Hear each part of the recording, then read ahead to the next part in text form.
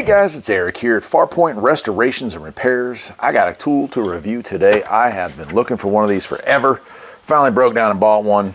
I don't know how to pronounce this name exactly, but KKSEVENS, the KS01. It's an induction heater. All right, what the heck is an induction heater? Once I tell you what this is, you're going to want one.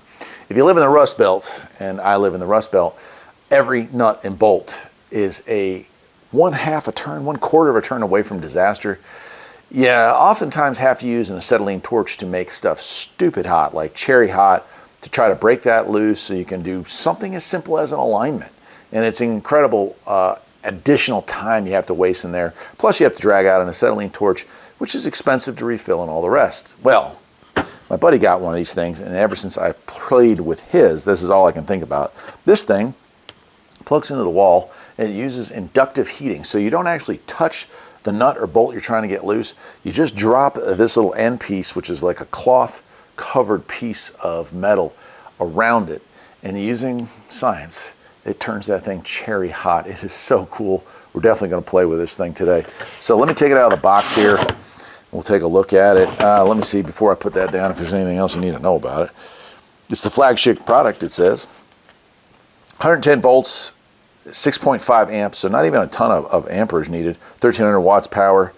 It heats this up to 1472 degrees Fahrenheit, and it takes an average of 4 to 40 seconds depending on how big or small that nut or bolt is.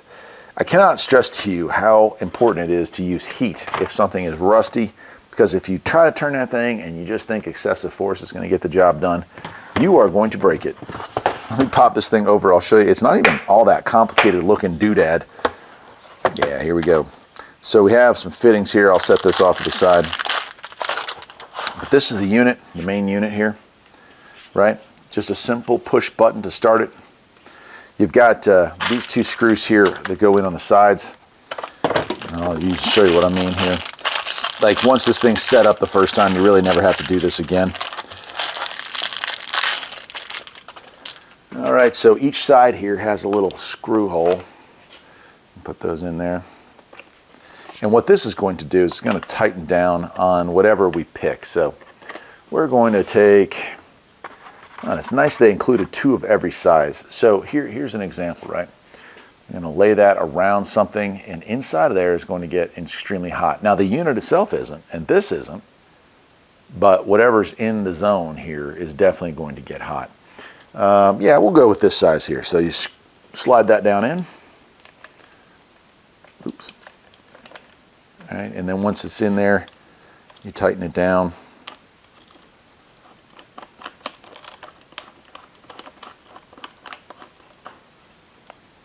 All right, so that's got a good grip. Same thing with this side. Okay, and you can bend this if you need to get it into different angles or whatnot. So it's very flexible as far as that goes. Again, just push button to start this thing up. Now, here's a big warning for this. Well, before that, I mean, it comes with stuff like this. Now, what are you going to use these for? Well, like I was talking about alignments, you can't get to an inner tie rod bolt. You can't slide something over it, but you can wrap this around it, heat it up, and then pull this back off. So these comes with these as well. And then like it shows here, different sizes. We have a really small, we have a fairly big, and we have a really small, and there's 2 of each. So if you burn or damage these ends here, and that does happen. So if you accidentally touch this to the metal you're trying to heat up, it's going to burn that. All right, now on to like the biggest warning of all times. And believe me, you don't want to make this mistake. If you got a wedding ring on and it isn't rubber, why do you have a wedding ring on that isn't rubber? If you're a mechanic, you're going to lose that finger. Trust me on that. I've seen it happen twice, and it is gross. Take it off. And if you have a watch or a metal ring, you're going to take that off, because if that somehow gets close enough to the inductive heater, you're going to turn your ring into molten lava, and it's going to suck. I have not seen that happen, but boy, the warnings are good enough. Safety rules, just saying, hey, be careful. Let's see here. It just goes into the same voltage we talked about, and then it has different diameters, coil diameters. You can see the sizes there. And that's it. I've got a car right off screen here. Matter of fact, you might be able to, now you can't see it.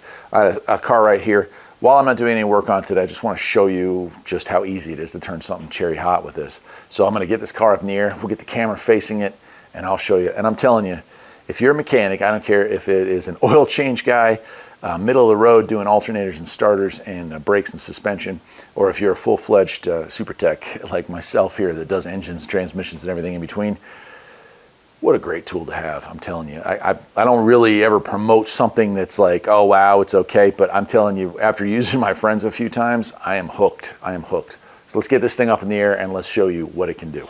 Let's do it. All right, well, here we are up underneath the car, and I'm just going to use this bolt right here. This is a lower caliper bolt as an example, but you can hear the fan running on this thing already. I'm going to stick it up in there. The idea here is not to touch the bolt, but simply to get around it and heat it up. You can't see it on screen, but I'm already seeing it turn colors. I'm gonna let it run here for another second or two, get it a little warmer. You can see some smoke coming off of it. All right, can you see it? I don't know if you can see it, but hopefully you can see the smoke coming off of this thing as it cooked. I mean, it is an incredible piece of technology. Oh yeah, it is radiating heat. If I touch that, I am definitely going to feel it.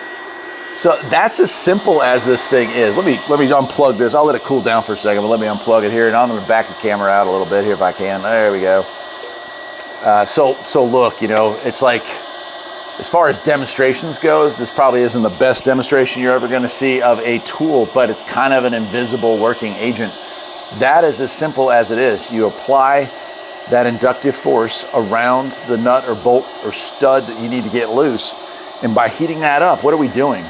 We are causing the nut to expand, and then we can take it off of that stud.